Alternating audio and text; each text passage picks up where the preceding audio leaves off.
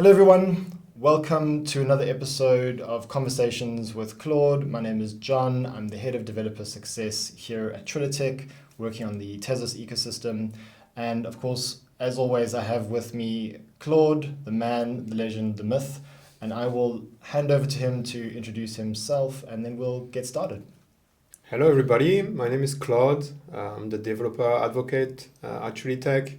I've been working in the Tezos ecosystem for the past 3 years. Brilliant. Thanks, Claude. It's great to have you back with us. I believe you've just gotten back from New York, where we had the Tezos NFT Summit. Maybe you can give us a little insight into what happened at the summit and what are some interesting takeaways that you had. It was a great moment for multiple reasons. The first one is that because there were some people from the ecosystem that were there. And it was really great. I mean, some of them I met at TestDev last year, so it was like a year ago. And it was really great to meet them and talk with them, like not only about the summit, but also about different topics in the Tezos ecosystem at the moment. But it was also great, like to meet people who don't know Tezos at the moment. They came just to check the exhibition and the summit, the talks that we had. And I met very different people who brought their experience there. So, I could interact with them and see some things, that maybe are wrong, that we have to correct to onboard new users. So it was definitely really interesting to connect with the people in the ecosystem, but also with the people outside of the ecosystem who are interested in Tezos, who want to come to Tezos, and they're just checking how it works and understanding how we can help them understand Tezos. Yeah, awesome. And sticking with the kind of NFT theme, I'm really curious. Maybe you can tell me and explain to me, as well as our viewers, a little bit more about NFTs and what are NFTs and what do those contracts look like and how's that set up on Tezos? Yeah, so the way NFTs work on Tezos is pretty similar to the ways that it works on other blockchains. But what's very different on Tezos that we have a specific standard for that. So not only a standard for the contract, but also for the metadata that you put in the contract. So that standard is the FA2 standard. So it's very easy to understand. So you have a smart contract that lives on the blockchain that's going to record all the NFTs. So when you create an NFT, there's a kind of little database in the contract, in the storage of the contract, where the new NFTs are going to be recorded, and so they all have an ID and an owner. And when you want to transfer that NFT, or when you want to buy it, or do that kind of interactions with the contract, then you're just going to switch the address of the owner in the contract. And that's actually how NFT marketplaces work. So, for example, when you want to sell an NFT on Object or that kind of marketplace, you put the marketplace becomes the owner of the NFT, and then when someone buys it, they switch the address again for the address of that person, and then you receive the money for the purchase. So. Yeah, that's basically how NFT smart contracts work on Tezos. Interesting. Sort of sticking with that theme, I'm really curious. Maybe you can just enlighten me as to what Multisig is and what does that look like, within the Tezos ecosystem. So Multisig. So once again, it's a feature that's very common in blockchains in general. So just to make it very simple, a multisig is a special kind of contract that the contract is going to record some action that can only happen if a certain number of people, in general the admins of the contract, agree.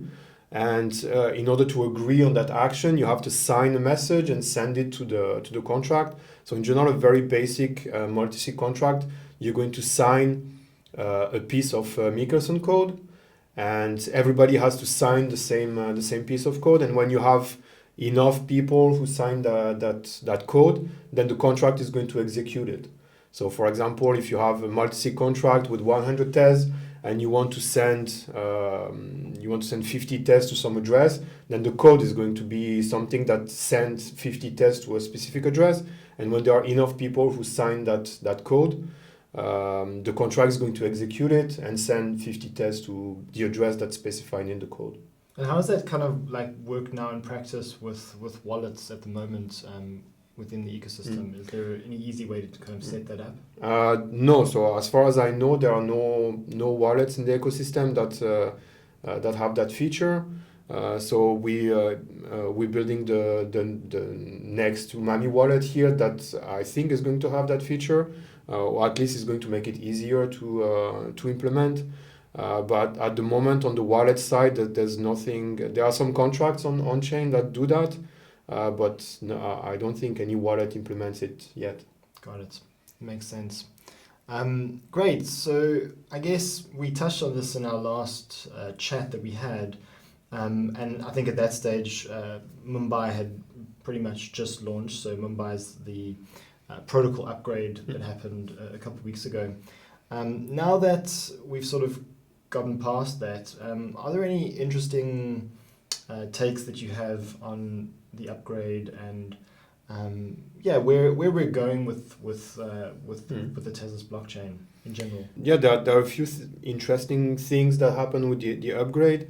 Probably the most noticeable one at the moment is the decrease in block time. Yeah. So now Tezos is baking new blocks faster.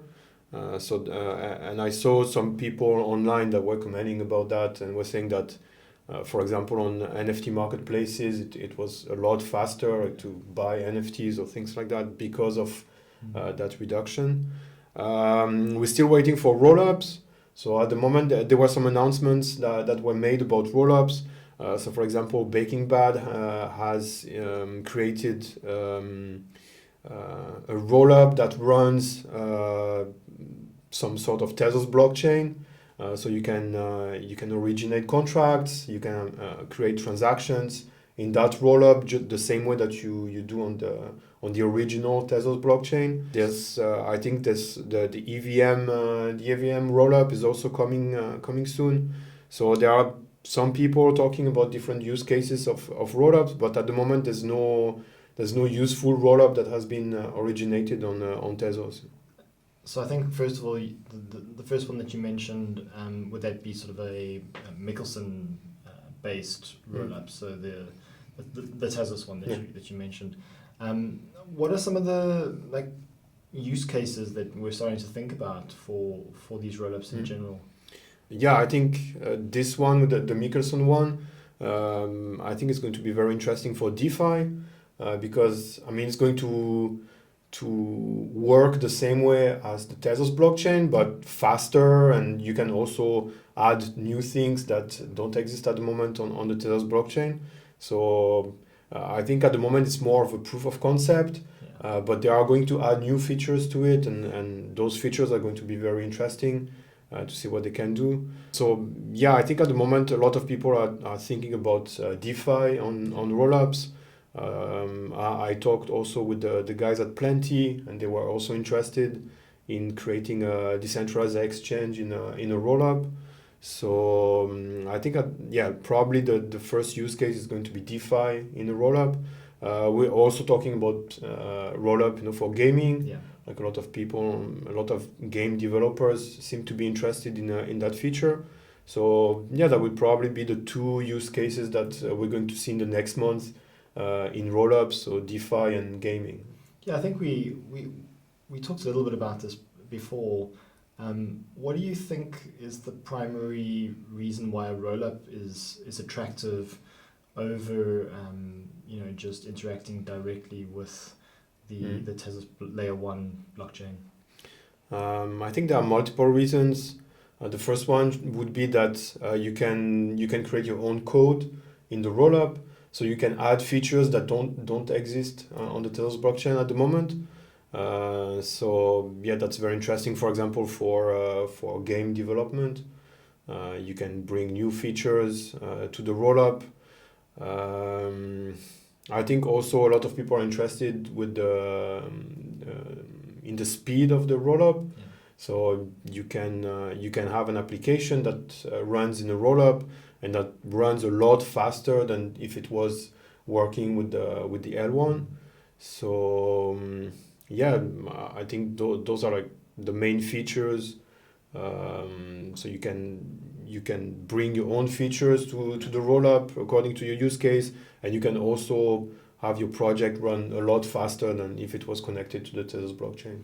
Yeah, I've heard a lot of talk about Tezos getting to a place where we are able to, or have the capacity for 1 million transactions per second, TPS. And do you think that will be achieved through rollups as opposed to the layer one? Yeah, definitely on rollups. So yeah, you will have to deploy multiple rollups to reach that kind of speed. But yeah, it's possible, and it will only be possible with rollups. And would you say that this is actually an interesting question for you? Do you think that rollups are less decentralized? Does that like take away from the ethos of decentralization? So I don't know exactly. So I think the way that rollups are designed on Tezos is different. So the rollups are part of the protocol. So they're not like something like, for example, on Ethereum, a rollup is something completely external to the blockchain, and it just like they save the transactions or the state in a smart contract that was deployed on the chain.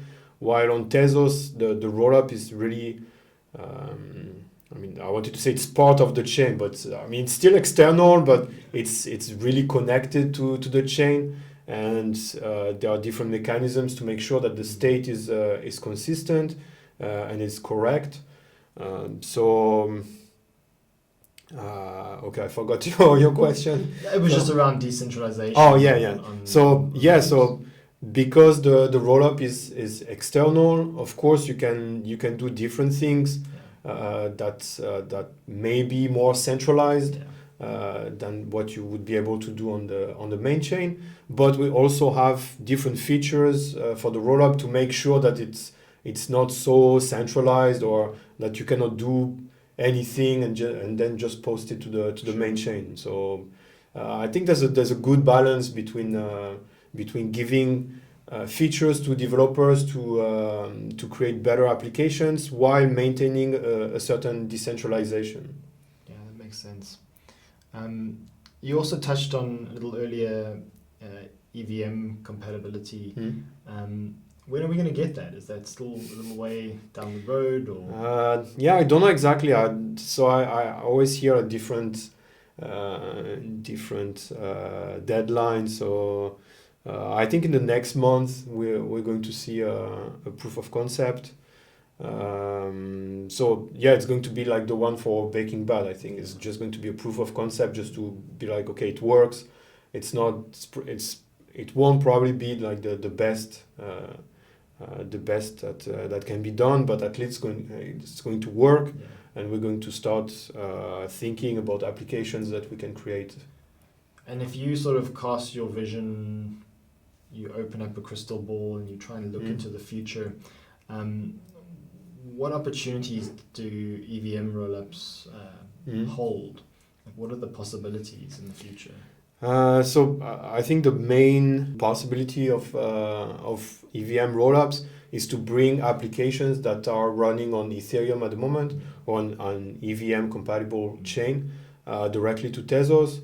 So for example, imagine Uniswap, then you wouldn't have to recode everything in Michelson. You can just bring it to a rollup, and you deploy it on the rollup, and that's it. It works out of the box. You don't have to code anything more to make it work on Tezos. Yeah, so, and is that because the rollups kind of are built on sort of that WebAssembly technology or use WebAssembly technology. Maybe you can talk a bit more about what that means for the languages that you use to write code, and what does that mean for like the existing smart contract languages? Yeah. WebAssembly was chosen for rollups because there are a lot of languages. So first, it's a very safe language, and it's very low level, so it's very good for that kind of applications. And it was chosen because also there are a lot of high level languages that compile to WASM. And some very popular ones like Rust, like C++, Go. So it's possible to write the kernel of a rollup in a language that you already know and that compiles to WASM. So that's a very good thing when you want to bring developers who are going to create rollups. And I think the EVM rollup is also built like that. So at the moment they're working on making the EVM compatible. Working with WASM.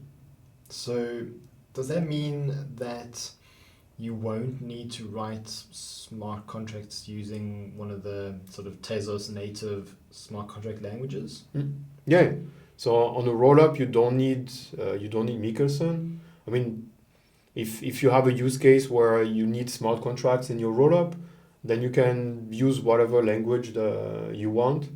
Probably in the future, there are going to be templates for rollups with smart contracts. Yeah. So obviously you can use the one from Baking Bad if you want to write Michelson contracts. But I think in the future, there are already blockchains that run on WebAssembly. For example, I think Solana. I think also Near. So I'm not 100% sure, but I think they work on WASM. So it would be possible to use their code and adapt it to the rollup and make it run in a Tezos rollup. Got it. Great. Well, I think we're just about at time. Thank you all for visiting. Thank you, Claude, for your time as always. I'm looking forward to some more chats with you. I know that you're also going to be on a trip again soon to Austin, so good luck with that. And hopefully on the next episode we'll cover a little more about Tezos, blockchains, and the futures. So stay tuned for that. Thank you everyone for watching. Follow Claude on Twitter. His handle will come up on the screen and in the description. And thank you so much. Thank you. Cheerio. Bye.